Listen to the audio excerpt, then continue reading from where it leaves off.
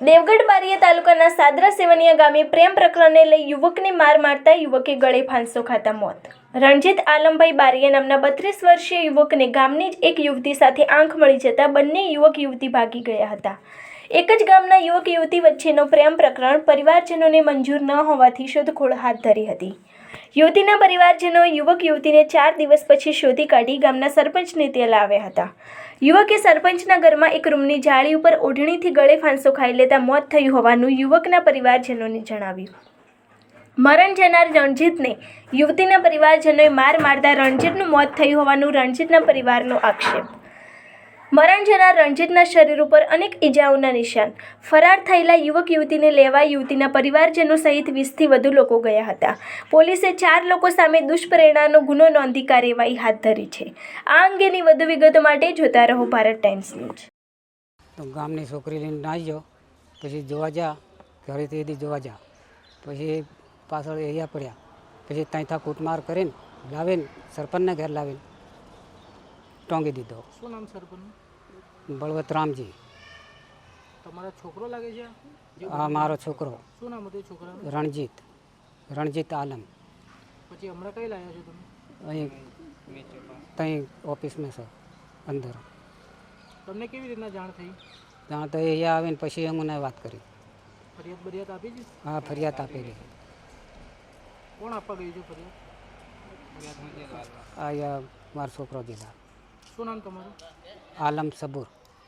ગામની છોકરી લઈને નાહી જતો। કયા ગામની? સાદરા ગામની।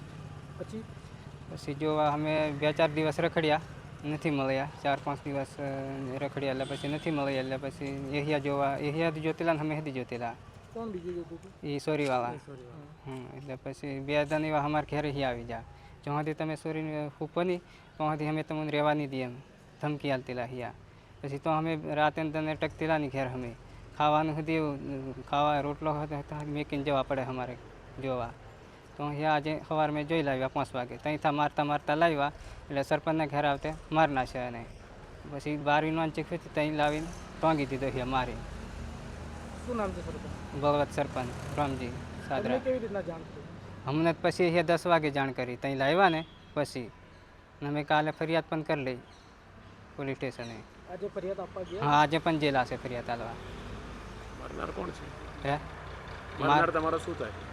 એ તો અમારા અહીંયા ખારાના છે, ઓલા કુટુંબના એમના સોરીવાળા।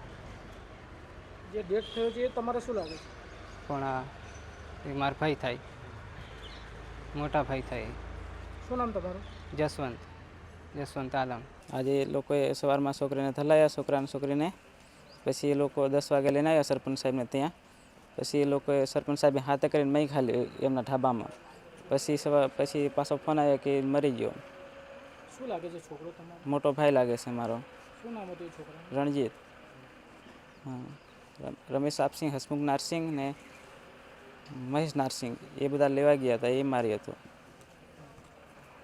કોઈ ઈજાઓ શરીર પર એવું તેવું તમે જોયું ખરું? હા, જોયું ને, બહાર કાઢ્યો ત્યારે બહુ મારેલો છે, સુવાળી જગ્યા ઉપર મારેલો છે, માથામાં મારેલો છે, લાકડીઓ મારેલો છે, બેડામાં મારેલો છે, બધી બાજુ મારેલો છે। 20 જણા જેવા ગયા હતા, 2 એકલ લઈને। હું ફરિયાદ આપવા આવ્યો હતો ને, અહીં નિકાલ નહીં આવે તો અમે દાવો જ કરશું। મારું નામ રાઠવા બળવંતસિંહ રામજીભાઈ, ગામ સાદરા, હું માજી સરપંચ છું। શું બનાવ બન્યો હતો? હવે અમારા ગામમાં એક રણજીતભાઈ આલમભાઈ કરીને છોકરો અને અમારા જ ગામની એક કોરમભાઈ નામલા ભાઈની છોકરી સુરતાબેન, જેઓ લગભગ 4-5 દિવસ પહેલાં ભાગી ગયા હતા। એમની શોધખોળ ચાલુ હતી, બંને પક્ષોથી ચાલુ હતી અને આજરોજ છોકરી પક્ષવાળાએ એમને જોવા માટે ગયા અને મળી ગયા। એટલે એ લોકો લઈને અમારે ઘરે આવ્યા અને છોકરા પક્ષવાળાને પણ આની જાણ કરી હતી। પછી છોકરા પક્ષવાળાએ અહીંયા 112ને પણ ફોન કર્યો હતો, 112 પણ અમારે ઘરે આવી હતી અને છોકરો અને છોકરી બંને લઈને આવ્યા હતા। પછી છોકરાને કે છોકરીને કોઈ માર ન મારે એના માટે અમે એક અલગ રૂમની અંદર એને બેસાડી દીધો હતો અને છોકરાએ અંદરથી સ્ટોપર મારી દીધું હતું, એટલે બંધ દરવાજો હતો।